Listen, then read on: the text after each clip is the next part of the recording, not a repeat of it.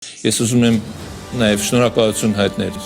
Ադրբեջանի ղեկավարությանը, պարոն Ալիևին։ Հայաստանի նախագահ Վահագն Խաչատուրյանը Դավոսում պանելային քննարկումներից մեկի ժամանակ, որին ներկա է եղել նաև Ադրբեջանի նախագահ Իլհամ Ալիևը, շնորհակալություն է հայտնել Փաշինյանին եւ Ալիևին խաղաղության հաստատման նպատակով ցուցաբերած քաղաքական կամքի համար։ Հիմա արդեն տեսանելի է նպատակը միայն խաղաղությունն է եղել, ոչ թե իշխանության։ Կներեք, պարոն Ալիև, որ այսպես է մեկնաբանում, մնալն է խնդիրը եղել, այլ խաղաղ ապրելը։ Հայաստանի նախագահի ելույթի այս հատվածը քննադատությունների